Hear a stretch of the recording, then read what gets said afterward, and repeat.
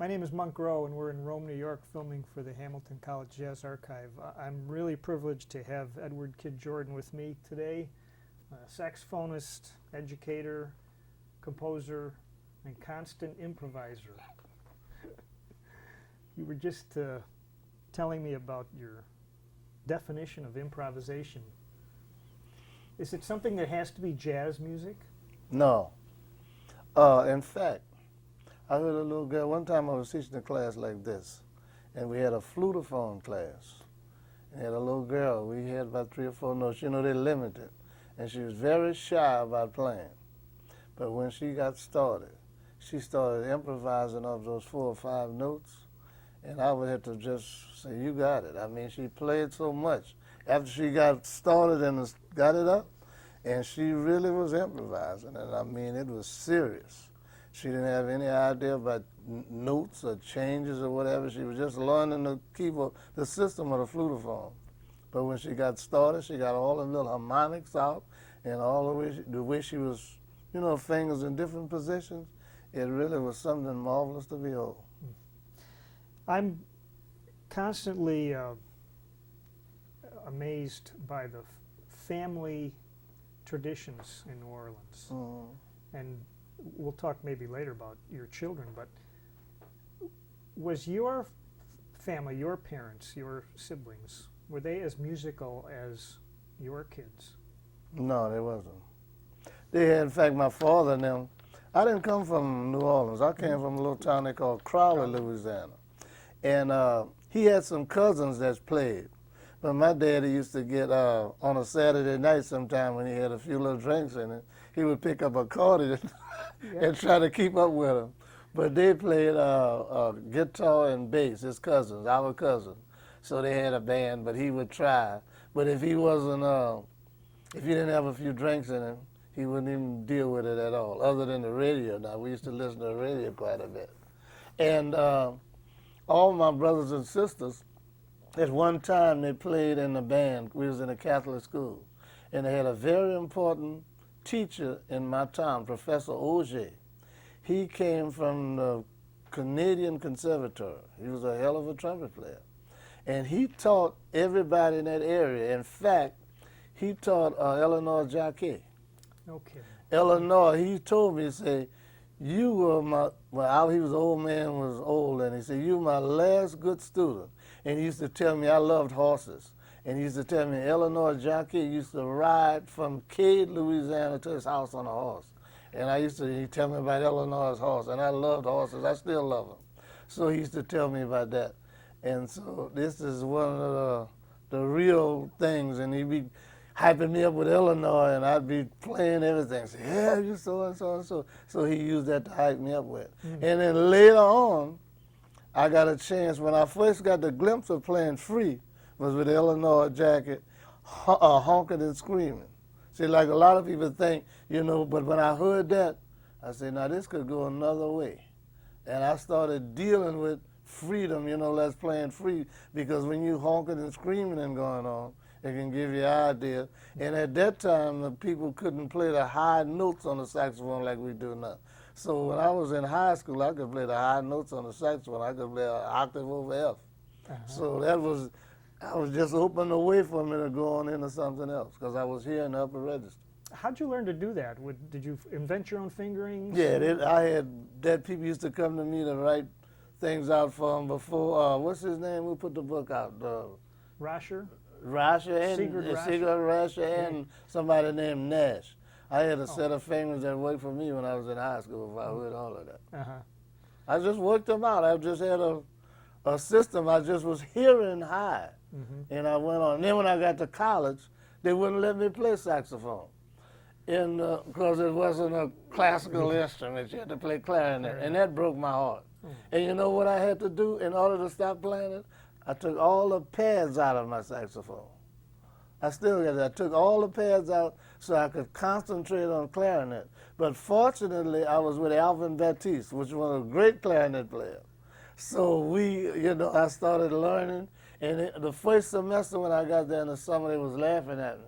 And the second year, all of them that was there, I was on the first seat sitting next to Alvin. So I had the last laugh on all of them. So through the rest of my university time, I was sitting on the front seat with Alvin because I really put some time in on it. And saxophone, I would play baritone when somebody needed a saxophone player because the school had a baritone. It was for the ROTC, and we couldn't play on it like we wanted, but they would let me take it out on the weekends if somebody needed a baritone player so I could play baritone. And that started me playing baritone. But as far as alto, when I got to maybe my sophomore, junior year, after I got established on the clarinet, then I used to borrow people's altos to go and play with a little band with a gig on a Wednesday night and a Saturday night to make so I could have some extra change. When I got to be a senior, then I got back on my saxophone because I felt like I could, I wouldn't have to spend all that time on the saxophone because I knew if I had it working then, I wasn't gonna practice the clarinet. That's a great story. Like, you realized that you were not going to be able to stay away from that saxophone, so you had to handicap. Exactly. That's that's what I had to do. It's funny. It's interesting. You said you were hearing high. Mm-hmm. Did it occur to you to maybe play soprano at that time? No. They had some at that time. They had some old sopranos. People was giving sopranos away from, but nobody was playing. And I didn't even think about playing because I started out on a C melody. So that's the first thing. But they had old sopranos and stuff around there, but people was, nobody was interested in it. It was out of favor at that That's time, right. Bessie was probably the only one playing. Yeah. And when I came up, I didn't come up listening to Bessie. I skipped that generation. I came up listening to Bird. You came up listening to Bird. Listening to Bird, yeah. Okay. I mean, all of that was there, but when I heard Bird, I knew this is what that was the real thing. But when you were, let's say, 10 years old, can you remember what you might have been hearing on the radio? Oh, the swing things, the big bands. I remember I used to listen at Woody Herman. He used to come from the left bank of somewhere in New Jersey on a Saturday night after midnight. And I would have to go to bed and listen at the radio. Listen, because my parents thought we'd sneak the radio in the room.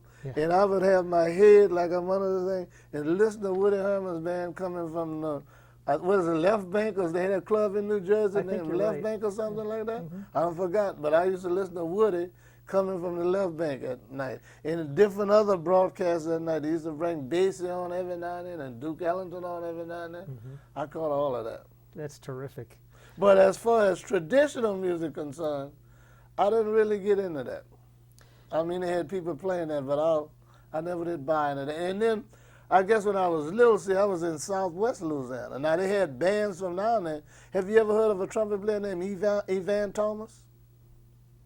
No. Nobody in your interviews that you ever interviewed named Evan? Evan Thomas, E-V-A-N. They made it call him Evan Thomas. But out in the country, they call him Evan Thomas.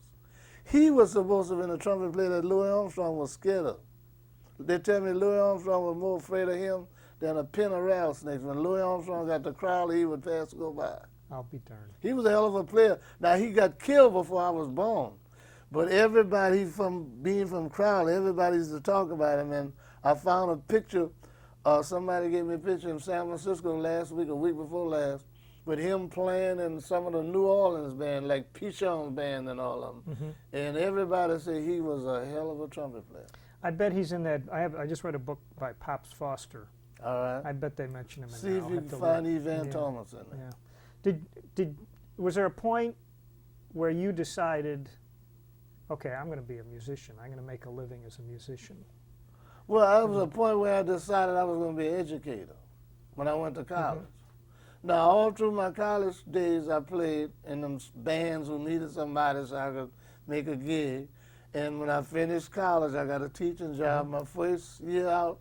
And so I've been teaching and playing all my life. I never made a living as a professional musician because I got 7 kids. I knew that formula was not going to work. That's right. And that's what I tell all the young kids now. They want to say, I'm going to be a musician. I'm going to New York. I'm going to do this. I say, man, get your degree so at least you can have something to fall back on. And I was never in the thing of being a professional musician. My whole thing was teaching and all the gigs and things was on the side. It- And I had too many of them on the side because after I got out of school, I started playing in rhythm and blues. Rock and roll was just coming on, so I started playing in some of them. And Fats Domino and them had been in the studio. Dave Bartholomew and rock was beginning to really go, and everybody was coming to New Orleans to record. So in the first tier, like Red Tyler and Lee Allen and all of them, if they'd be in the studio all day and half of the night, then we could take it at midnight until in the morning. You understand? We were the second tier. Oh, to be a session musician. To be session musicians. Yeah, I mean, they would tie them out. And all the, say the second tier and all the people who probably wouldn't be famous was trying to be famous, so they needed a band, so we would be on the second tier. So that was how I made some money sessioning. Do you And remember sometimes people come to me and say, man, I saw your name on a song in England or so. I don't know. And they got the tapes for the logs from the start. I don't know who the hell all those people Yeah, were. right. It was just like, did you show up and play? That's right. And we had it. They didn't have any arrangement. We put a head arrangement on it and go on and put something behind it after they start singing. Was most of that stuff done with everybody there? Was it live? Oh, yeah, you had to do that. Yeah. And then we had a trick where you make a mistake this time, you make a mistake the next time, and keep going round and round so we get overtime. Because there wasn't no sense in punching in. I mean, everything had to go down, the vocalist, the band, the whole rhythm section. So everybody had to do it. So we got our formulas for that too. So and all the sessions was union sessions, so we had a formula for that also. That's funny. What would the typical horn section be? A couple saxes and Baritone, boom, boom, boom, boom, playing a bass line with that, because that was before the electric basses came in. You see, I saw the first electric bass. I think one of them Montgomery brothers came through with Lionel Hampton. That's the first electric bass I ever saw. But before, and I tell people, before that, anybody was a bass player. Because they'd get on the bass and just slap on it. You couldn't hear no changes, like talking about changes. You couldn't hear nothing. That's right. They'd get anybody. They'd be slapping on the bass, Yeah, you're man. just picking up the percussive end of it. Exactly. I'll be darned. They had everybody played bass in them days. If they had a bass, come on, man, you can make the gig. You got a bass. Oh, get out. Oh, Seriously, but so that's the way that was. So they needed a baritone, especially on about and all them low notes and all that kind of stuff. Yeah. So baritone could always get a good gig on a session. Yeah. What would a session like that pay? Do you remember? I guess about $40. Union, it came through the union, maybe $40, $50. So it was all right. And in how many tunes would you put down? Many as you could get in 3-hour session. I see. A session was 3 hours. Yeah. And after 3 hours, you went in overtime. So that's where the money was time and a half or something. That's where you would make a little money. Well, there must have been quite a few mornings where it must have been hard for you to get up for your teaching job. It was. But by some hook or crook, I did it. Yeah. I missed a lot of days in the early days, though. Because I remember one time they brought me and said, maybe we're going to bring you to the school board and say so and so and so. But my band was so good in high school, so they said, well, man, I said, let's go. Let's go to the school board and let's get all this out of the way. Because if not, I'll give me another job. I said, no, no. And after I pushed them to the brink and I knew they wasn't going to do anything, I said, I got it made. You called their bluff, didn't you? That's right, exactly. How much did you do? Did you teach young kids too? Yeah. Starting? How much did you do with developing their ear? I used to let them sit down and listen to me practice. I had some kids in high school who used to sound like Ornette Coleman. They would, because I was playing alto then, and I was seriously, see, at lunchtime, when they would come to school on a bus. When they got to school in the morning, they heard me standing up in front of the band room door practicing. At lunchtime, sometimes I wouldn't eat lunch. I would practice the whole time. In the evening, if they caught the bus, if I had to be there for them, I was playing my saxophone. And so some of them just gravitated. Number one, they started playing the instruments every day. They knew they had to learn all their skills and everything. And my high school band, I had about 4 or 5 saxophone players that sounded. In fact, they turned out to be some serious saxophone players, like Craig Ford and George Peck and some of the rest of them, they were some trumpet players, just by listening at me, opening their ears up, whatever. And they was playing rhythm and blues also in high school, but I mean, they were playing out at that time too. Wow. They went on to college and played tunes, and I was teaching them tunes also. I didn't have a jazz band in high school, but I just was, they would just hear me practice, and I'd write little lines out for them to play, and they would be playing them some difficult lines, and they would do it. And some of them was playing all over the saxophone in high school too. Did the same thing go for your own children? Did they hear you practice? Yeah, they used to hear me practice, but then they'd hear their Uncle Alvin Baptiste practice. And it's a funny thing about my kids. They never did, Kent can hear how to play any kind of way. But jazz is such a personal thing that the thing about jazz, there's a whole lot of people want to play a certain way, but they don't have the motor skills to hear a certain way. They don't have the rhythmic thing in order to play a certain way. This is why I've seen people sit down and learn. I can listen to somebody play sometime and tell they can play everything correct, but they don't have whatever. Sometimes it's going against their whole system. Like today, some of them kids I was looking at was on the wrong beat, but they was playing it. And like I told the kids about crossing their legs, you remember? See, all of that is a part of the thing. And I'd rather get a kid who got all of that, and we can deal with the other stuff. But you can deal with all that academic stuff, and you won't get that, then that will be a stumbling block for the jazz thing. I couldn't agree with you more. I mean, you can't teach a kid. Hey, you know, it's funny. The first day, I should tell the people who are watching this that you've been doing a Louis Armstrong camp. You know, the first day I came down to watch a little bit, and you were talking about tough love, you know. And you said Kent knows about tough love, you know. And then today when you were talking about some of you guys are playing with your legs crossed, he says, you better stop doing that or you're going to be limping on the way home, right? Right. I mean, this is serious business, right? But you see, another thing about my kids, I wanted them to get a good, firm grasp of the instrument. So Kent played, I don't know if he told you, Kent played a solo with the orchestra at 11 years old of Mozart. And Marlon, you know Marlon, my youngest son? Marlon played the piccolo trumpet solo on the Rite of Springs up at Tanglewood when he was about 12 years old on the Leonard Bernstein. So they was going to, my daughter Rachel, she was going to camp. She went to Tanglewood and Easton and all of them. I wanted them to get a good grasp of the instrument, a good, well, not classical grasp, but I mean a good grasp of the instrument, how to play the instrument. See, that's another thing with jazz. A lot of people want to play jazz, and that's why it's so limited, because they don't have the technical facility to go on and do what they're talking about doing. And some people have to spend so much time trying to do some things, and they don't have the technical ability over and over and over. Whereas if they'd done their technical ability, then you could do that. Like, for instance, say like me. It's very seldom that I practice jazz. Like, it's hard for me to practice sometimes because the reeds are so bad. Sometimes I'm in a room fiddling with a reed for 3 or 4 hours. My wife says, well, then you practice? No, I haven't practiced. I've been in here trying to get a reed to work.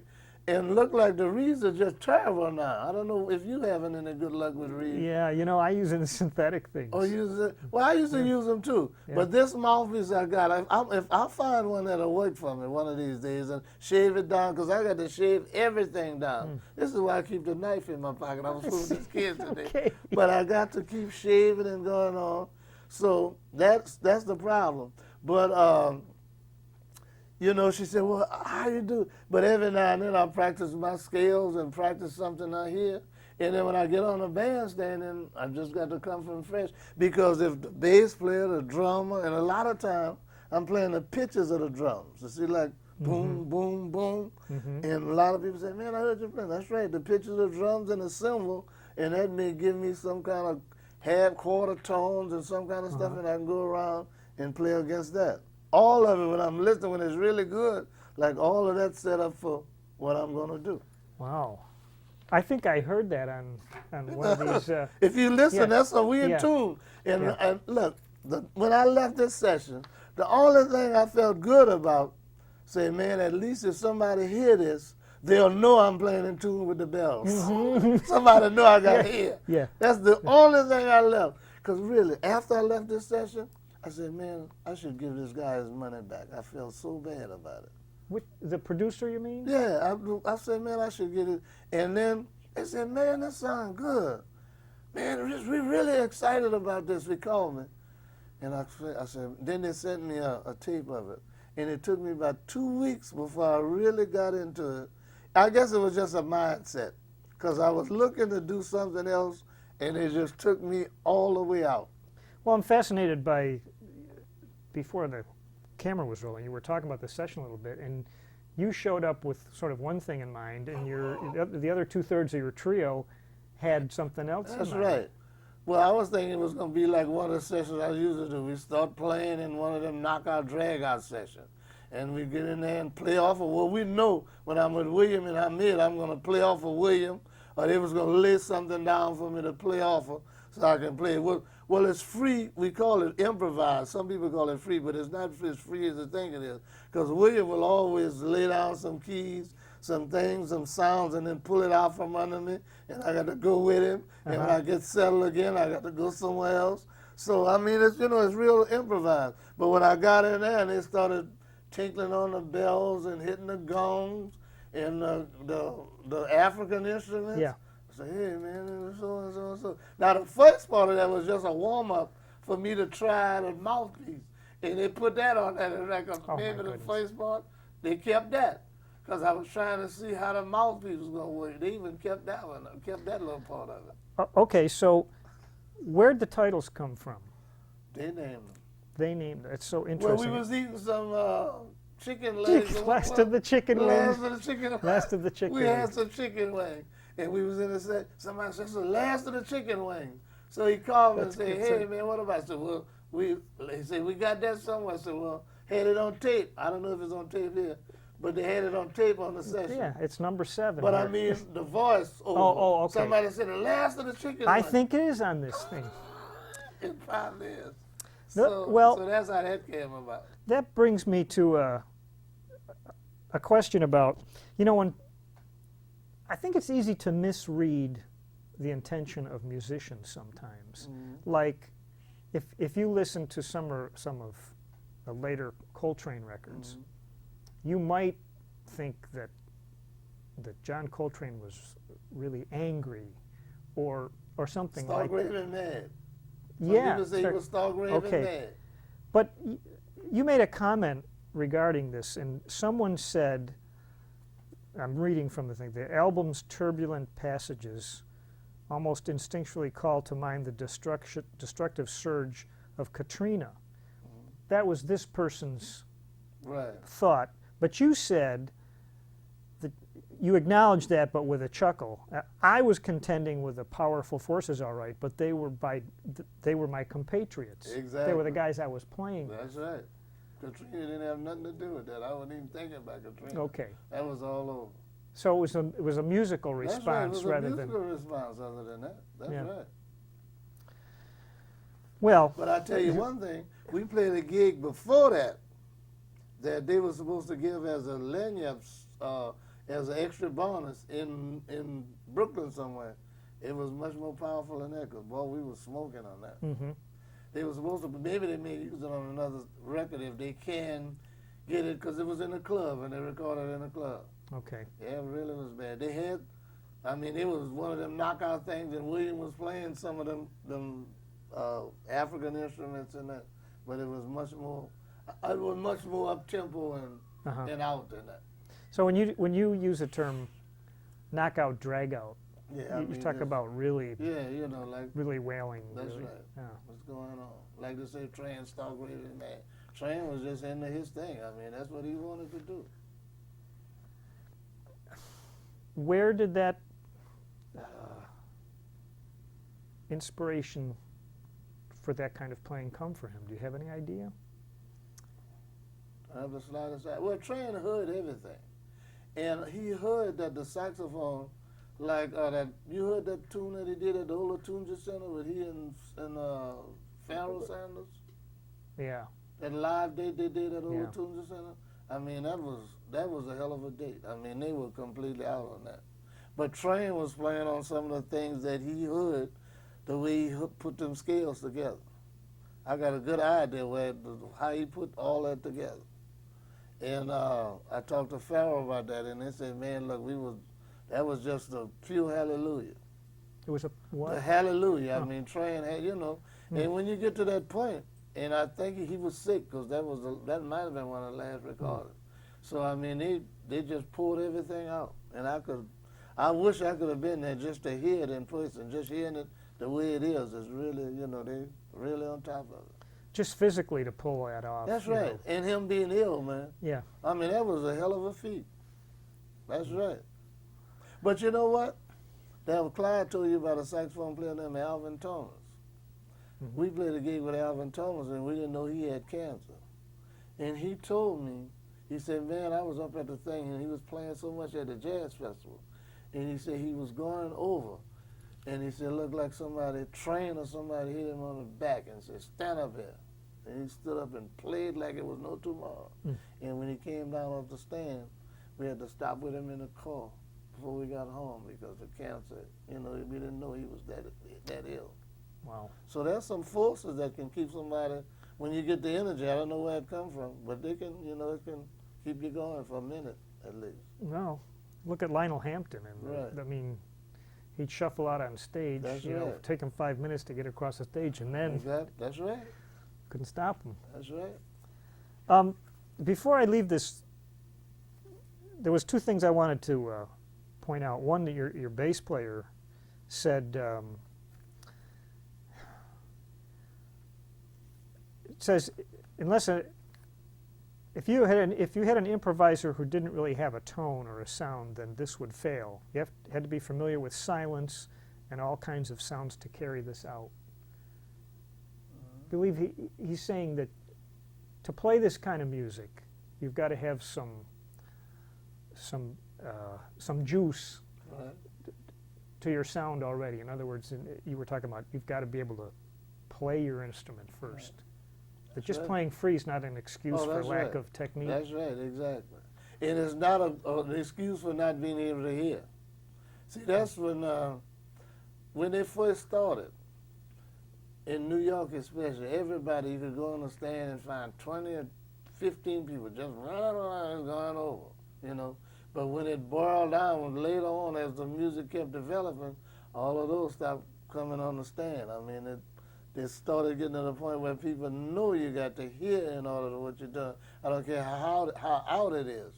And there's a lot of people still playing free that doesn't, how can I say it, that doesn't come in whatever the chord or whatever the sound is.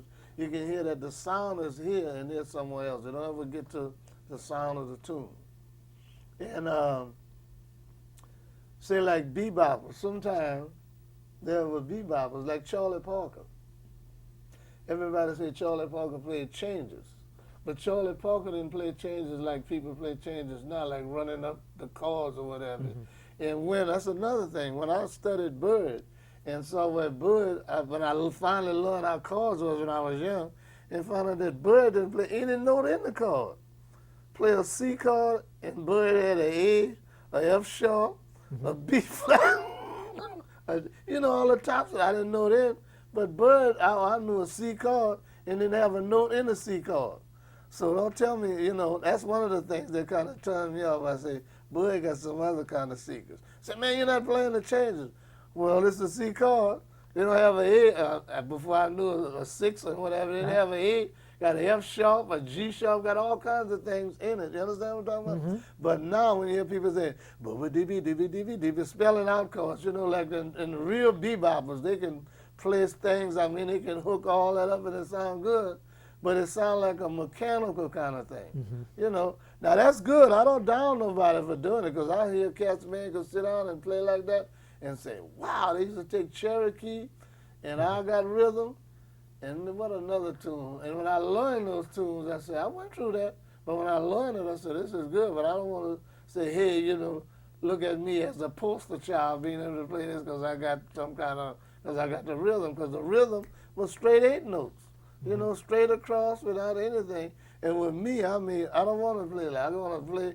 And then the way I want to play, I may jump from the low B flat to the high F sharp or B flat over that. So that's not going to work in going straight down chord patterns. You understand what I'm talking about? Mm-hmm. And that's what I alluded to at the beginning. You got to know how you work, how your inside and how you work in opposed to how the other people do some things.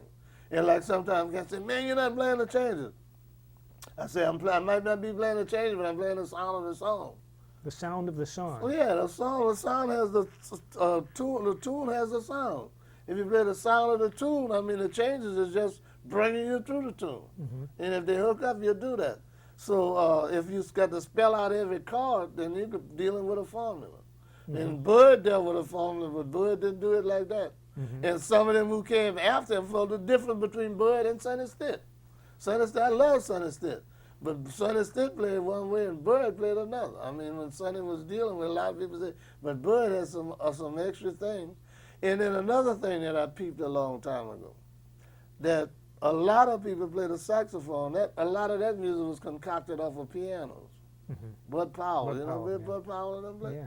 And saxophones was not made up like that. The timbre of the saxophone, the range of the saxophone, and all of that has something to do with it. And on that, I always talk about the alto. The saxophone is in the alto clef. Mm-hmm. On that, say, man, the saxophone not supposed to be played in the treble or the bass clef. It's supposed to be played in the alto clef. And probably that's what he heard, and that's why he took and turned that thing around. Mm-hmm. Now, I know he could play everything Charlie Parker played. Don't let nobody fool you. Yeah. Ornette could do that. But he hears something else. And the first time he heard me play alto, you know what he told me? He said, man, you play like a bass player. You sound like a bass player. Really? He was talking about the harmonics. Uh-huh. See, when I was playing all them things up there, he said, man, you sound. I said, man, how the hell you talking about I sounding like a bass? We had a big argument. I said, if anything, I sound more like a violin because I'm playing them high notes. He said, no, you're playing like a bass. Like the harmonics a bass player could That's right. could conceive out of his instrument. Yeah, that's what he told me. So I had to go for it because he was on that. And he said, man, look, I don't care what you say. We playing like a bass player. So what else can I say? It was just simply an observation, right? Right, He wasn't right. telling you to Right. change the Oh, way you well, play. I don't care what he said. It was an observation. But I mean, that's weird. I'm playing all them altissimo notes and going up there and playing those things, and somebody say you playing like a bass. Usually you would think a bass would be low. And if you thought about a sound, it would be more like a violin. Mm-hmm. You know, but but I can understand what he's saying, the way the bass does and the four strings and they really do some things. You heard something in there. I'll be darned. So I had to go along with it. So, going back to college for a minute, Mm-hmm. you're exploring all these things. Mm-hmm. You're kind of doing that on your own, apart from your education studies. Oh yeah, definitely. Yeah. Definitely. I remember one time they had a big jam session at homecoming. Ellis Marcellus and Alvin Baptiste and all of them was down. And I was over in the library listening at John Cage and who else? Oh man, it slipped my mind. But there was Like a Stockhausen or classical, something like that? no, it was Stockhausen too, but there was a classical composer, Ives. I was listening to Okay, Ives. mhm. And they thought I was listening to Burl Ives. I said, man, I was in the library listening to Ives. Man, you listen to Burl Ives? What's wrong with you? So I had to go along with it. So I came to the jam session out of the library because I was dead into that. And the last time I saw Louis Armstrong played at the Loyola Fieldhouse, and John Cage had a concert at Tulane. So I left from John Cage early in the evening to catch Louis Armstrong at the Fieldhouse. So that was a whole day of I'll stuff. be darned. You got That's right. you have big ears. I mean, I always was open. Yeah. And now I play with the birds in the morning, the birds and the trees. Well, at school, when the man dealing with the cutting the lawn, I play off of that and all the noises. And sometimes they used to bring moving the record players, you know, now they're making it, and I'd get to start playing with them. And the people who had ears said, man, listen to him, he's playing off of that, playing the sound of that. I said, that's right. Wow. And that's where I'm at now. That's really where my music is at. Hmm. I mean, it sounds and it's going, you know, and if they play the sound, I can play it and do something on it. Well, that's improvisation. That's on the spot. And I got my ear to the point where I can do it. Like the little children was in the gym, I told you, they started running around in sneakers and sliding, making sounds, and I was playing, and they could hear it. And I said, that's right. That's where I'm at. That's great. Now, whether it's jazz or not, Yeah, well, I don't know. That's right. I'm going to let somebody else. I'm improvising. I don't know if it's jazz or not, but if jazz is supposed to be, and they improvise in all cultures. You understand what I'm talking about? All I want to do is improvise. Now, if you call it jazz, good. If you call it something else, it's still all right. I don't have no problem with that. Right. Let somebody else put the label That's on it right. if they have to. If they have to. They have to. That's right. You know, Buddy Collette told me that Charlie Parker got his nickname.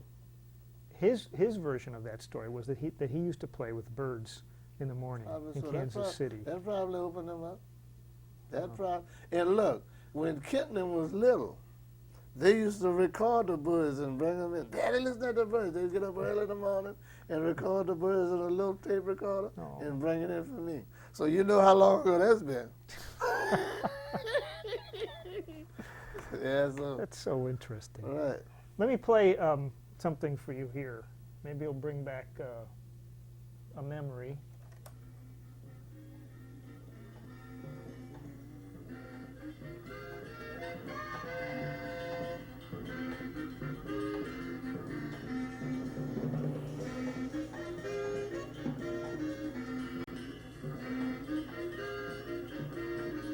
River Nigel. Yeah.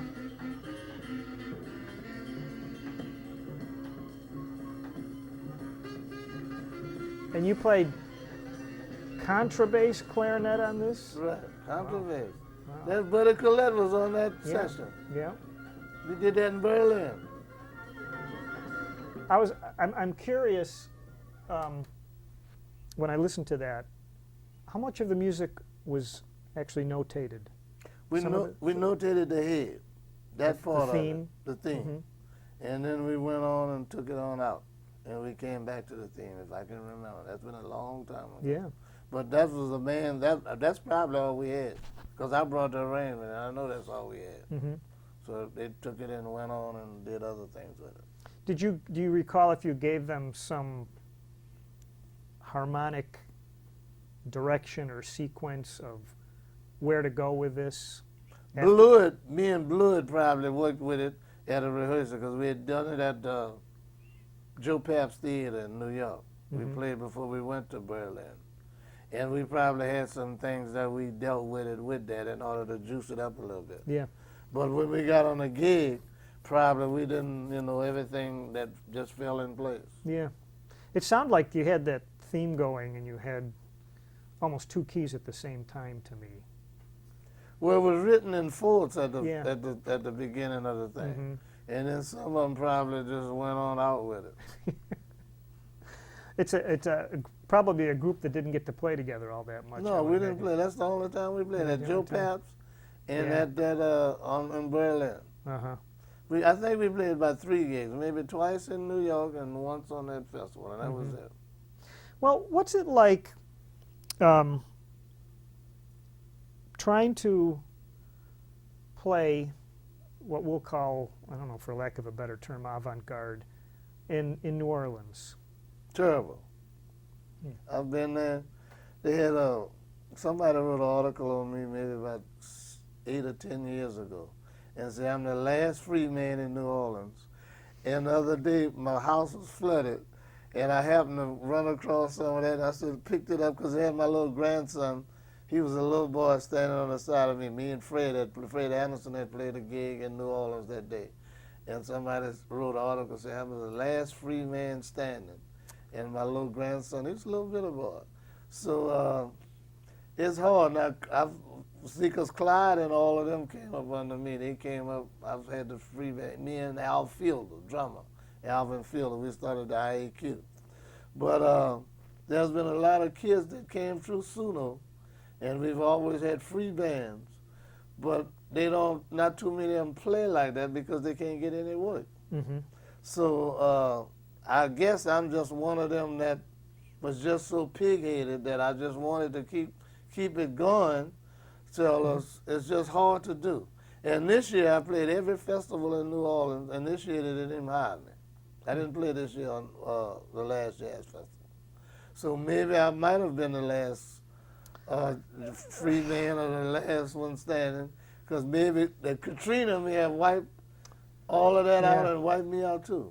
But you know the thing about it, I got communities all over. I got communities in California, Chicago, New York, and Europe. So, you know, I can deal with that.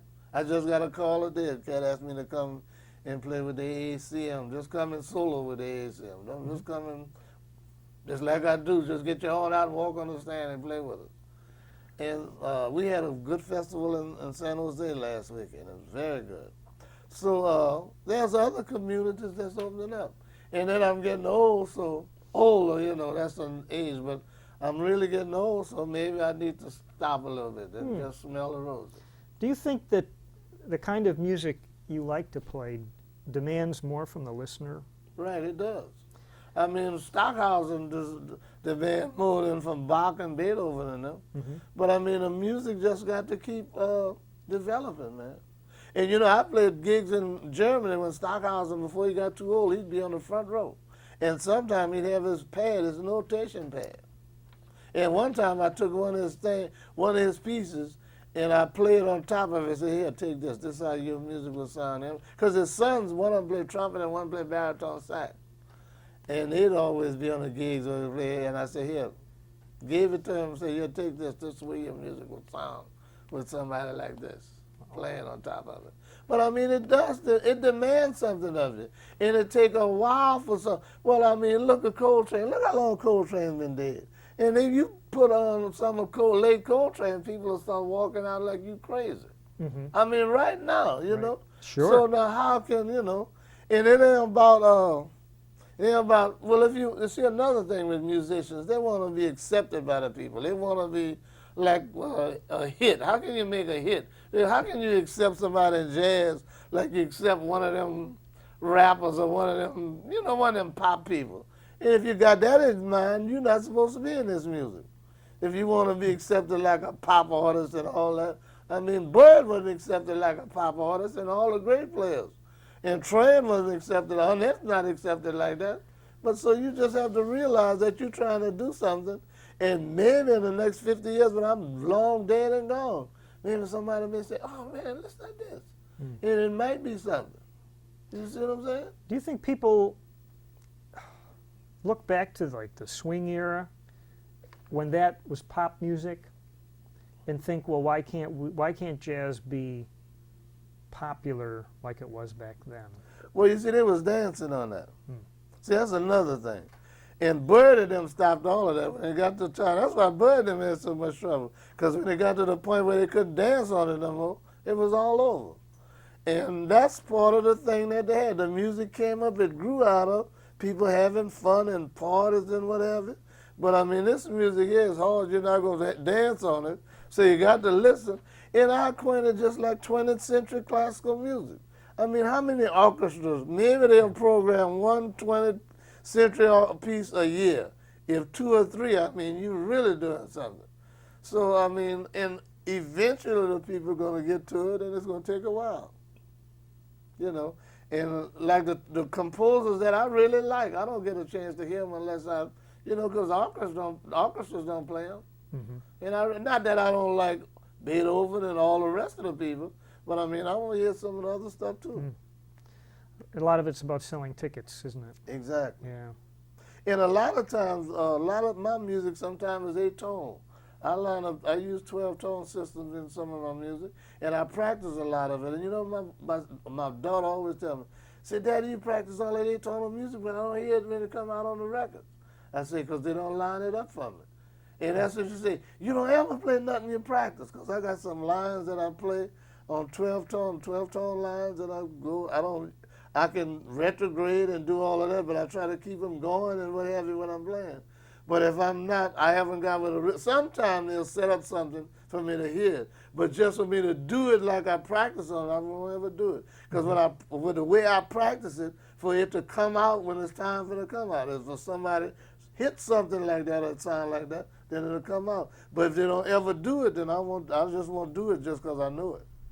And my daughter, who studied classical music, always tell me that. So when I'm gonna hear something that I was you practicing on, and I said that's just for ear training. Oh, I'll be darned. Right. So that's my ear training exercises. Oh, interesting. You said something just a second ago, and I was trying to remember what it was. And there's something about I'm not going to play it just to play it. It's got to fit or something like that. That's right. I got to hear it. I got to hear how it's going to fit in a certain thing. Uh-huh. And sometimes some of the licks, some of the things, like they said, man, you played that lick here, you played that lick there, because that same stimuli came over to me again, and I heard that particular thing, and it just jumped out without me having any control over it. Mm-hmm. You know, and like sometimes in minor keys and modes and some things, some stuff just would come and say, man, you know that's not. I said, well, it just came out. Well, it sounds like you're regarding making a living in jazz music. Mm-hmm. It sounds like you're saying that's almost impossible these days. If you want, because the essence of jazz now is that it's not going to be a hit maker. That's right. So, getting back to, you tell your students, like, you want to make a living as a jazz musician, sort of good luck, but make sure you've got that degree also. That's right. Or get your day job. Yeah. I mean, look. I mean, let's face it. I mean, I guess like Herbie Hancock and some of them are making a decent living, you know. But how many Herbies they got? Right. How much room is there at the top? That's right. McCoy Tyner and some of them they do small bands, combos, big bands. They got names, but I mean, it take a while for a kid to come up and make a name for himself, and then he may have a hot record. How many of them fly-by-night hot shots that came up and you don't know nothing about them now? Mm-hmm. I mean, you know. I remember when Dewey Redman's son came out, Dewey was saying, man, my son is so and so and so. And I thought it really was going to affect him one time. Say, man, my son is doing this, he's a star and so, and I ain't making this. But now he done cool off. I mean, he's a good player, but he done cool off now, you know what I mean? So they come and they go. I mean, it's just like in a recording, and records is almost out now because the big recording companies, there isn't any more Impulses and Savoys and all them companies that kept a roster of people playing. They give you one or two shots, and it's over. Yeah. You know. And I thank God that it was like that because we'd have missed all that stuff Coltrane did. Isn't that amazing to That's think right. of that? We'd have missed all of that, man.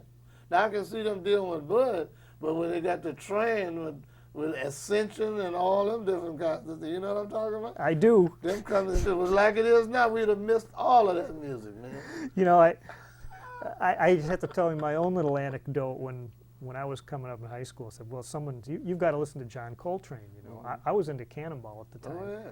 But I went out and got, unwittingly, a Coltrane record, and I got Ohm, you know. That was a little out for me at that point, right? Right. I mean, you got to work up to that. Yeah, but Cannonball was one of my favorite players, too. Mm-hmm. Yeah, Cannonball, man. And look, changes didn't mean nothing to him. You know that, huh? Well, Man, Cannonball played by ear. Did you know that? Tell me about that. Cannonball was played by ear. I mean, he could hear changes like that, and that's why he wasn't locked in all them patterns that people was playing. When you heard Cannonball, and he sounded like a first alto player. That was another for sure. thing. Yeah, that's right. Cannonball could lead a section, man. Yeah. Listen to that Cannonball player. Say they talking about first alto players. Here's a soloist. Got the same thing that all them first alto players had. You know? Yeah. And changes didn't mean nothing, believe me. Cannonball could play through because he could hear. Now that's a case that's a complete musician. Cannonball could hear anything. And look, before he died, he told me, the kid, you know what? I'm going to play some of that crazy stuff. And see the next album I'm going to do? I'm going to do some of that crazy stuff you done. But he died before that. Yeah. Now that would have been something. Oh, God. That would have been Sometimes you can hear a little bit of that on some of his recordings. Just a little, you know. That's right. Because you see, he came down to New Orleans to do a piece that Alvin Baptiste had written for soprano, and soprano and alto. And the soprano part was hard, so he used to always say, "Kid, you done studied. You know all this. You know how he was." Like the alto, they'd be playing all them top register things. He'd go to California and they'd watching them doing all this. You know how to do this, you know, like all off the horn. And the soprano, he hadn't been playing soprano, but they gave it to him. So we was dealing with the soprano, you know, for him to get that, because it was written out and it was a difficult part. And I told him, look, don't worry about it. If you don't get it, I got your back. I'll go on and do it with the thing. Shit, man, we set up that night candle that next morning. He got drunk after. He drank him a pint of whiskey. The next morning he woke up and had to come with some mailbox to get him up. But Jack, that night, whoo, he tore through that on that soprano like Grant ran through Richmond. And he told me, yeah, kid, next time, watch, I'm going to do some of that crazy stuff that you done, because I had some stuff on tape. And he listened to it. That's the last thing he told me in his lifetime. I'm going to do some of that crazy stuff you done. You just wait. Kidding. I'm going to get you. So that, now, if he had done some of that, you know, the way he here, oh, man, Lord have mercy. It's such a huge sound. That's right, man. You know, I noticed a slight difference when he used to play a king, I think, right? Right. And then he switched to Selmer. Yeah. I could tell. You could tell. I could tell, but he loved that anyway, King Super 20. That's yeah. what he had. He had a Super 20. He loved that. Then he played the Selma. He probably got endorsement or something, you know, or something like that. But that didn't make no difference, because he was gonna get. He was gonna get it. He could have got the cheapest horn in the world. He was gonna get what he heard to get out of it. And as for his changes, believe me, that didn't mean nothing. I mean, can't sit down and be spelling changes and going, oh man, look, Cannonball hear all of that. Just went on through that. But he knew them. Oh yeah, he knew them, but he could hear them. He could hear. He could hear that. He didn't have to sit down and practice something like this. Can't do that. What kind of guy was he? Oh, easy, happy-go-lucky. I mean, one of the most beautiful cats I ever knew. And he and Alvin Baptiste were great friends. And me and Alvin are brother-in-laws. You know, we've been brother-in-laws for 50 years now. So every time Cannon would come in, they'd be cooking gumbo and all, you know, it'd be around a party time when he'd come to town. And that, you know, contributed a lot to the success of that quintet with his tunes and all that. But Nat was most stable, and, you know, he was more the other type than Cannonball. Cannon was just happy-go-lucky, let's have some fun. But Nat was, you know, he was in the business part of it. Yeah. But I wasn't around Nat as much as Nat, because Nat would be with another crowd when he come to New Orleans, and Cannonball would be with us. You know. That's a shame he went so early. You're lying, man. Yeah. Woo. Gee. But the first time I heard Cannonball, we went to Florida A&M. Our school went down to Florida. And we had a saxophone player by the name of Blake Robinson. I got to get this on your tape. Burt Robinson? Blake Robinson. He was from Shreveport, Louisiana. And Jackie could play just like Ball. I mean, just like a bird. And they hooked up that night, you know, because Cannonball, he was out of school then, but he'd come back. They had a jam session after the game, and the marching band played. So we had our hero, Blake Robinson. And they hooked up playing, man. It was hell to tell a captain. A lot of people say Cannonball cleaned him out, but I rather say Blake Robinson cleaned him out. And Blake is still living. He's in Shreveport, Louisiana. Oh, really? And I tried to get him to start playing again. I told him if he started playing again, I would buy him a Selma. But he told me he had a hernia, and he don't want to deal with that. And he's way up in his 70s.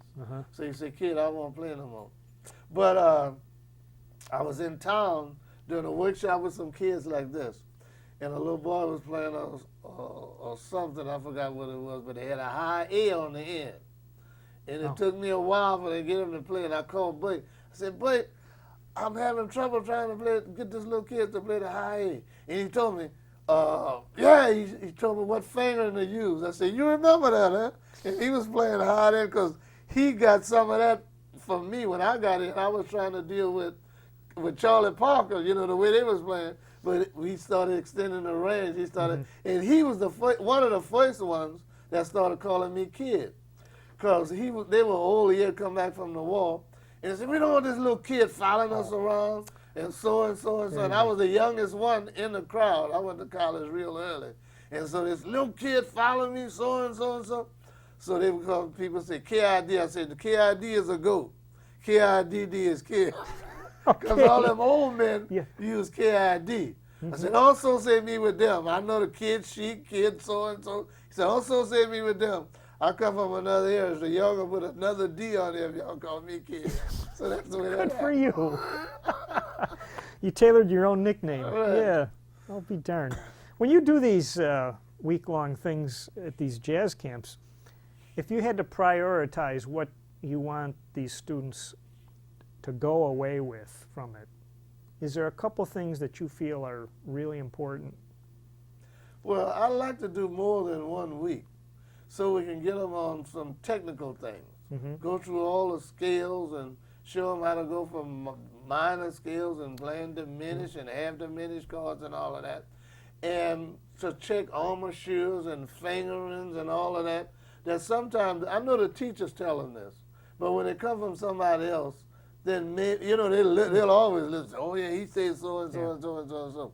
So I'd rather do that and have them to play something by ear, a lot of stuff by ear, just start making up a little stuff, but just have some charts that like we got. So at the end, if all fails, we got something, and then start giving them. I'd rather write in unison for them and let them start adding parts. See, because that's right. And like sometimes some of them discovered that one of them was playing an alto part on the tenor. And I said, all right, now y'all got some harmony. And then they started switching up all during the section of the saxophone when we was playing. And I said, don't that sound good? I said, yeah, it sounds good. And I didn't go through that with the trumpet section, but the saxophone section, even on River Naja, they had their harmony going and some other things. And I try not to do this. Just like that tune that you heard, Kent spread it out on Bum Bum Bum Bum, Magda Knight. You heard that chorale, that kind of thing? And I started that out with Kent and them.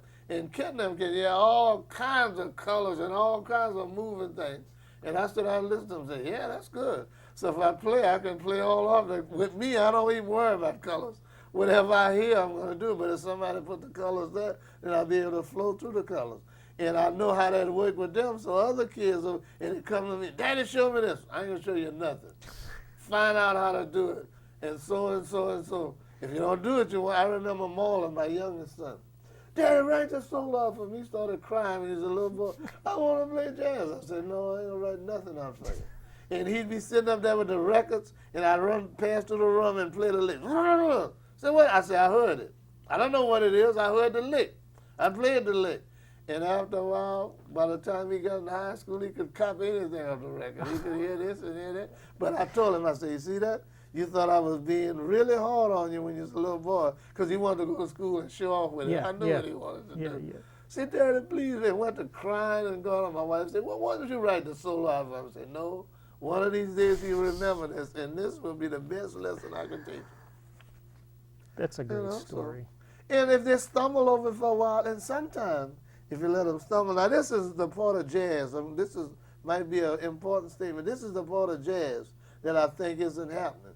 They won't let them try enough now, and the students are too lazy because they can go to the teachers and get jazz lessons and learn everything else, learn everything, the solo, and all the technical aspects, all the embouchures, all the breathing, everything else is off. And they're going to continue to do that, where if they stumble a while, maybe some of them will stumble into a whole nother thing. And this is what I'm looking for. People say that, let somebody stumble, let him fall down, let him get up and bruise himself. But that same person may start a whole nother thing. I won't be here.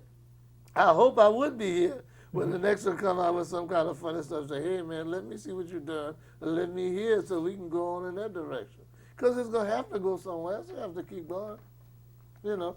And just like when there's a very famous classical composer who started the 12-tone, Schoenberg. When Schoenberg started this stuff, I mean, people just hated him. And I read one time when it was so cold in Poland or wherever he was from, that the last thing Schoenberg started burning his music, burning all the furniture in the house, burning all the clothes. And the last thing had to go, and I think if we had some of them scores that he had to burn, that might be valuable stuff today. Oh. You know what I'm talking about? Yeah. So all of that is important, and people, they want instant stuff. So somebody gonna have to bring us on to another thing, definitely. It may be one of them kids we had today. Their rhythm might be messed up, and they'll come out with another kind of rhythm to do something. Their hearing will bring them somewhere else. Yeah. But if they got everything written down for them and they playing it, then, like the average kid now, a cat will say, man, I hear some kids say, man, I'd love to play like Michael Brecker if I could, so and so and so. But they don't know Michael Brecker got the technique to do that. He studied with some good people. And when they get to Michael Brecker, say, well, man, I've arrived now, so all right. Now, just remember you're not Michael Brecker now. Yep. Just remember you're not Coltrane. Just remember you're not Charlie Parker when you get to that point. You're an imitation of what they did. So that's the thing. Who do you think stands out as doing the last really significant thing that changed jazz? It's a hard question. That's a hard one. Yeah. That's a hard I mean, has there been someone after Ornette that stands out as been a real kind of pioneer? I really can't think of nobody after Ornette. I love Sam Rivers. Sam Rivers can play some things that are,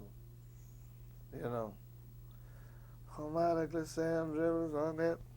I don't know, man. There's a whole lot of young people that's done things, but I haven't come to nobody. Well, say like, really, I can go back to Monk and all that. There's anybody really that Monk did some things that people still have to, just when he was playing bebop, there's some things that Monk played that still was amazing to me, how he could do that with what everybody else was doing at the time. And there's a whole lot of players. People. And then with me, I don't listen to too many records. I can't. That's another thing. They come up with it. They may have somebody that's doing marvelous things, but I'm so busy trying to do what I do and trying to get myself together. And every now and then they say, man, you heard this, so and so and so. But Sam Rivers and Cecil Taylor, William Parker is a bass player that's done some things that's really, people listen at it. You know Alan Silver? I know the name. Alan Silver can put some big bands together that can do some marvelous things. Some serious things. But I'm just throwing out a few names. I don't know. I don't really know. Well, that was a hard but question. They got a lot of good players out here. The Yeah. way they coming up now. They can blow the keys off the horn. They got players can do all kinds of things. And they're making it easier for them. So, but now whether they're gonna go somewhere else with it or not, that remains to be seen. That's right. They have to take the next step. Yeah. It take a while. I was sorry to hear that you lost some instruments. I lost in the a flood. lot of good instruments. Yeah. I lost a lot. See, I used to be another part of my life too. I played a lot of shows. Yeah. See all the Broadway shows that came to New Orleans and big band things when the singers would come in like Edie and whatever her husband's name and Ella Fitzgerald and Gladys Knight, the Four Tops, or whoever it was. I was with I do a lot of contracting, and I got a friend of mine. We used to say, I get all the black acts, he get all the white acts. Really? And we're very close friends now. We talk all the time. So the hotels and stuff was running them over. And I used to play at the Fairmont with him in the Blue Room, and the acts would come through. And sometimes I'd be on the show if they needed 5 saxes. I'd always be in some have 4, 5, and But so you had a lot of horns. I had a lot of horns, and I was a collector. I've been collecting horns since I had this C melody that I started on. I had that. So I had about 3 or 4 C melodies. I had all kinds of altos. I bought a straight alto. I was probably one of the first people in the United States, not from the 20s. They made one from the 20s. I sold that one. I got one of them. But I bought one in Amsterdam that was more in tune than that old one I had. But in fact, I still got it straight, but I had a couple of basses, bassoon, about 5 or 6 bass clarinets. Because bass clarinets, when you play shows, I would have a bass clarinet in my car, in the trunk, maybe 2 in the locker and 1 on the stand, because you can look at them and they go out on you. And I had a friend of mine, he died too. He was an instrument repairman. And I remember many nights getting ready to walk on the stand, a bass clarinet would stop. Say, Harris, get my bass clarinet, man. Man, we don't have time. I'd send somebody to the locker. Go to the locker and get one. If that didn't work, get the other one. There's another one in there. Because, you know, some of them conductors are very ticky about them bass clarinet parts and so forth and so on. So I had all kinds of instruments, good quality instruments. And I lost my contrabass that I played on this session that you played for. So I had a lot of instruments and all the and my wife would look at me, do you know, 3 days I bought a saxophone on a Tuesday, a King Super 20. I went to the pawn shop and saw it, and my wife was over shopping somewhere else. And the man told me what he wanted for it, and I told my wife, I said, look, I need $200. She said, if you need $200, it must be a saxophone somewhere. I bought the saxophone on a Tuesday, and it had some leaks in it, and I gave it to one of my students. My repairman lived about 20 miles in a community we call Slidell. I said, bring this to the man and get the leaks out. It's not leaking, and bring it back to school Monday. It was in his car. It went down in his car, but he told me that he think the man can fix it. I only played on it with the leaks. And I had another Super 20 that another little student, it was in the attic. And one of my good students, his horns went down. And I had given that to him about maybe a month before that. He had some kind of confusion with his family, so I said, here, take this Super 20. And his horn went down at his family's house, so he still got my old Super 20. And now he asked me, said, man, won't you sell it to me? And off the cuff, it's his, but I just want to make him think. I said, look, I may walk down on a gig one night and just say, give it to me. I'll just get mad. I'm keep him on that. Keep him on edge a little bit. Yeah, keep him on edge. Oh, that's a great story. Right. So did you, you had to evacuate? Yeah, I had to go to Baton Rouge with Alvin Baptiste. He was living in New Orleans. He was working in New Orleans. He had a house in New Orleans, and his home is in Baton Rouge. So we evacuated to his house. We had about 12 people in his house at the beginning. And eventually I got me an apartment, I think the second week in Baton Rouge. So half of the family moved out, and my daughter, she was with me, then she found her apartment in Baton Rouge. So I'm still in Baton Rouge, and I got a trailer in New Orleans. Well, your house is My house is completely messed up. Well, we're in the process the week before I came, getting some of the stuff out and getting ready to gut it out. You know, like cut out where the water probably to my waist, about 3.5 to 4 feet. And when I go back next week, that's a project that I'm going to deal with, to try to deal with that. And after the hurricane season is over, then I'll see about what am I going to do, whether I'm going to repair it or sell it or move out. And like my wife want to go back to New Orleans, but I can live anywhere. I could live up here if it wasn't the cold weather. Because somebody did offer me a gig around Boston, but I wouldn't even tell her that because that cold weather, I wouldn't even mention that to her. You've got quite a list of kids you had as students who've gone on to some great things. That must make you feel pretty good, in addition to your own kids. Well, the thing about that's a double-edged sword. Yeah. The ones that you taught, I don't take credit for none of them. Because if I take credit for all of them, I got to take care for all of them who didn't do anything. So when you come to, they passed through. They got whatever they were supposed to get. And some of them, believe it or not, some of them were as good as all the rest of them, but they just didn't get the breaks. I know some people that could really play when all of them was on that level. But as you know, there was a whole lot of people who came up in our lifetime that didn't get what Charlie Parker got or what Dizzy Gillespie got or so and so and so. Yeah. And that didn't take away from the fact that they didn't do it. And there's going to always be some people that's going to have notoriety, but that doesn't mean that the rest of them wasn't able to do it. Because at one point I didn't think Cannonball would get his notoriety. You know, and really when he got with Miles, that's when he really blossomed. But on the first records he made, I mean, people, oh yeah, Cannonball. But after he got with Miles and started dealing with things, then that's why people, oh, the Cannonball is really a good player.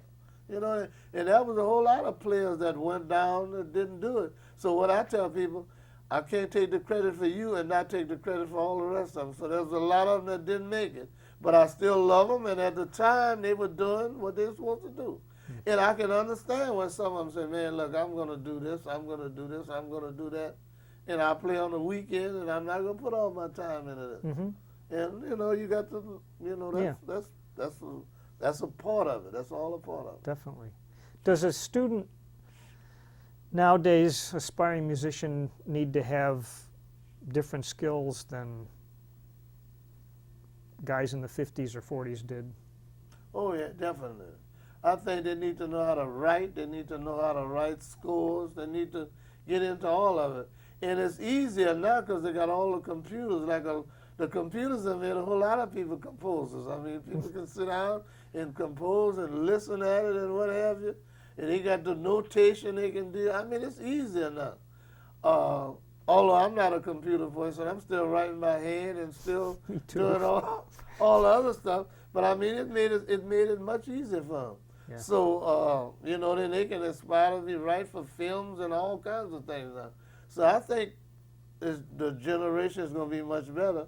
But dealing with creative music, I think they'll always have that problem because the masters had it, they're still having it. And I know in my lifetime, and probably 100 years after my life, they're going to be still having it. So it's just a matter of taste, I guess. There's always going to be a few pockets here, pockets there. And like I said, some things isn't for everybody. Some things are just for a chosen few. Because when Jesus had his disciples, he picked 12. I mean, it wasn't for everybody. So it was just for a chosen few. So some things are just for a chosen few. And when I go and play with the guys, wherever we play, with the community we got a good little community going. So, you know, I can go and play with them. I can go, because they know I'm going to play by ear anyway, whatever they got. I can read it if they write it out. I can read it. But sometimes I say, man, my eye's too bad. I can't play. Y'all just play, you know. I say, oh, man, come on, kid, read the part. You know, but, you know, so I can hear something on it. And I like to do that with kids, too, because sometimes you write something, and they start playing, and they hear much better, you know, even if they're making mistakes. You know, can they say, yeah, man, that's so... And they don't even hear where it's mistakes, and it be sounding good to me. I remember, I got to tell you this. When I was teaching in elementary school, I was teaching them the scales, and some of them would play a C scale, a C scale and a G scale. They would put the F sharp in the C scale. I said, man, I'd be listening to it, it'd be wrong. I said, wow, flat 5. Listen to this. And it sounded, you know, they started with the Lydian, they started sounding Lydian and all that. Say, yeah, and then put the B flat in it, the F sharp and the B flat. Say, yeah, I wouldn't tell them no different. I'd be up there, just letting them go. And I'd call and say, now you got to learn your scales. And when a band come to do it, I wouldn't even stop them. I'm just sitting up there listening to it and say, yeah, it sounds good to me. So, you know, out of mistakes. And some of them early kids who I taught that went on and they say, yeah, man, and F sharp and that B flat. I said, that's right. So now you hear it. You hear how it's supposed to go. They were already playing it. That's right. They found exactly. the context for and it. put the E natural and the B flat scales. It's, I said, yeah, man, you got that raised flat 5, raised 4. So that sounded good. And it went on and it got to be a part of their language. Yeah. You know, so they'll stumble into something. Yeah. You know, there's a little quote here on this CD, and I'm not sure you said this, but you can tell me. I might have forgotten. Because it says, very special thanks to all who make this time a joy to be living in. Do you remember saying that? I don't remember saying that. Okay. I didn't know if you said that or not.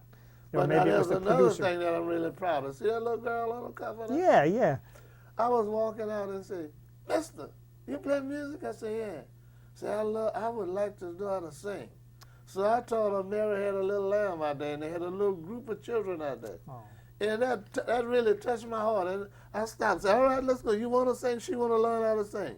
And she was so bashful, and she was just so withdrawn. And when I left, I was there for about 10 or 15 minutes, and she was singing, and the whole little group of them was singing, and it felt so good. I said, now that really made my day because I was feeling bad about the session. Mm-hmm. But that made my day. I said, now at least, maybe this is what I was supposed to do today. I'll be darned. And it felt good in me dealing with kids. I mean, that's a natural thing. When a little girl said she would want to learn how to sing. And me, I would stop and say, all right, we're going to sing a song. You want to learn how to sing? I'm going to teach you how to sing. So I started Mary Had a Little Lamb, and maybe we went into some other little nursery rhyme. Mm-hmm. And she got it down. I said, no, this is it. This made my day. That's terrific. So I guess that's the teacher's point of it. I guess so. It's natural for you. Well, I want to congratulate you on your 51 years in education. Right. And 71 years old. that's great. Yeah. Going half strong. I'm not strong as I used to be, but I'm half strong. Well, in listening to this recording and seeing what you're doing with the kids, you've still got a lot of energy. So. Well, trying to keep it going. Yeah. Now, did anybody tell you about the Humphrey family in New Orleans? You was asking about music. The Humphrey family, no, not specifically. Nobody told you about the Humphrey No. family? The Humphrey family was one of them old families. They had a lot of musicians come out of that. The tail end of them, Jamil, he changed his name. He got a Muslim name now, but his daddy was a Humphrey. His daddy's mama was a Humphrey. Daddy was a very good trumpet player. He played with Lionel Hampton and played with Emery Thompson was his name before he got to be Sharif. He played lead with Lionel Hampton and solo. He's the first person that told me about Clifford Brown and could play all Clifford solos. He's a hell of a trumpet player. His son is still a trumpet player. And he come from Willie Humphrey. Willie You ever heard of it? Yeah. That's the Humphrey family. They come out of Willie Humphrey and them. And Willie Humphrey's brother, what was his name? Trumpet player. Percy Humphrey. Yeah. So that was their grandfather was a musician. Taught everybody out in St. James Parish. So that was I know Clyde have told you about some families, but I'll put that down. What about the Adams family? No. They was from across the river. Justin Adams, Placide Adams, and Mama Dolly Adams, and another brother. They come out of a traditional band setting, but in the 50s they was playing modern jazz. And they all went back to playing, even old lady, playing traditional music so they could make a living around New Orleans. You know, when they made the comeback, they all started playing again. What about the Bocage family? You ever heard of trumpet player named Peter Bocage? Uh-huh. Eddie I've seen him in the Bocage? books, yeah. Yeah, there's another. I went and got some of them old families because I know they talk about all the younger ones like the Marcellus and all of this. Yeah. But that was three of the old families, along with the Johnson family, son Johnson. I know Clyde talked about him. Yeah. But that was families that were before. Do you, how do I say this? Would the parents push the kids into music, or was it just there all the time and the kids? It was just there all the time. I tried to discourage mine, tell the truth about it. Because I just wanted them, I really didn't want them to play jazz. I was hoping that they wouldn't, and that's why I was sending them to get all that classical technique and all that so they could play some different kinds of music. I said, it's enough jazz, you know. Because jazz has, another thing, everybody not supposed to play jazz. The environment that they put them in. And I tell kids now, I say, man, you better know what you're doing when you want to play jazz. Because I've seen kids that come out of very good family and did this, and you see them 10 years later, they're out on the streets with all kinds of habits, doing this and doing that. And people look at me, I say, maybe you're not supposed to be in jazz, man. Maybe you're supposed to do something else. Because the lifestyle sometimes is be too much for you. And people look at me and say, man, why are you discouraging? See, I'm not discouraging them, but I'm letting them know what's ahead. Because jazz, everybody's not supposed to fool with that. And I know, because I've been around people that did everything in the world. And I tell them, now, whatever you do, you can die right here, understand. I'm not going to, it ain't going to affect me one minute. You can tell me whatever going to get you high and make you feel good. I had people to tell me, say, man, the way you could play, with what all you doing, if you was doing some of them other things, if you had some of this and you had some of that, man, you would be the baddest cat in the world. I said, yeah, so I don't want to be the baddest cat in the world. I want to be the baddest cat in the world in my right mind. Everything, I'm crazy enough now. I got to be in my right mind at all times. I don't even drink. I can't drink. I mean, like they go to sip at the bar. Anything that get me out of my mind, I mean, I just can't deal with it. And I tell people, say, man, y'all better know what you're doing. It's good. And I tell parents, this is good, but you better kind of monitor this, because when they get out from under your wings, and even with the best of training, that outside crowd will take them out, because they give it the hip crowd. Just don't be hip. Now, I never was hip. That's another thing. I never was a hip cat. Made your own hip. Yeah, the hip cats always, I tell them, all the hip cats always fell by the wayside. The slow people are ones, they're the ones who make it. But the hip cats, that's just going to be hip for a little while, and it's all going to be gone. So the slow people is the one who make it in the end. Man, that's some great words of wisdom, and I appreciate you sharing it with us. And I'm just kind of in. You gotta ask me whatever you want to ask me now, cause yeah, I know it's always, oh man, I should have asked him this, and I did. I know how it is. Yeah, well, I'm really happy that we had this conversation, and the wisdom that you've acquired in your years, both in education and playing, really comes through. Well, and that's what I wanted to do. Yeah. And the main thing about it, there's some people I see say, man, you still teach in school? If I had all the years you had, I'd have been retired a long time ago. I say, man, I enjoy what I'm doing. Yeah. I didn't go to school to sell insurance. I haven't practiced all my life to sell cars. I didn't do this to be sitting up in the office being an executive now. I'm doing exactly what I wanted to do. And if Katrina hadn't come along, I wouldn't have retired. They took the music department away. And they wanted me to teach 4 classes of music appreciation. So in music appreciation, the people, they don't want to be there themselves. That's just because the university said, you got to take a class of music. Yeah. You understand? Yeah. And I used to have 1 class.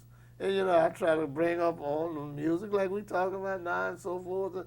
And believe it or not, they had a lot of, every year semester in my class, they would have somebody who had some famous person in their family and didn't even know him. Yeah. Like I remember sitting the bench here, people coming around. I heard of him. I said, man, you don't know how great this man is? I said, they got a statue of this man in Paris. I said, what? You mean to tell me that? And Bocage and what that other old man? Oh man, is a famous old clarinet player. Played on High Society. Who was that? Oh. Picou. Alphonse Picou. Man, they had people in Picou. I said, man, I was with Picou 3 weeks before he died. I said, that old man was playing with a cast on his arm. I said, what? I said, y'all just don't know how famous he was. You know what I'm talking about? So I used to use that, say, all right, give me the names of the people. Let me see who's got somebody. Who's your cousin? They had I found out a cousin, a grandfather, somebody in one of my classes. So you didn't mean to tell me you didn't know that? Oh, and then I would take it and bring them up to that, and bring them up to Coltrane and Charlie Parker, and bring them to all the classical composers that they're not going to ever hear because nobody ever played them, and play it for them in class, and say all of this is the way the music developed, So that's why I dealt with that, but I really didn't like it to a certain extent. It was just 1 class, but you tell me to teach 4 classes of music appreciation, and they took, all the instruments went underwater, and everything that we had, so the institution said, well, it'll be a while before they get it back up, and we were teaching in trailers, so we didn't have a band, and trailers teaching band, teaching a band, if we had it, it was going to be hard. So they could cut the music department out completely. So that's when I retired. But I would probably be there now. And I said, when I feel like quitting, I was going to quit. Because I was enjoying what I was doing, Well, I'm going to get a handshake in here because our tape is about to run out. With me, I ain't talking much. And I told him when I come in, I was going to give him everything he needed. That's great.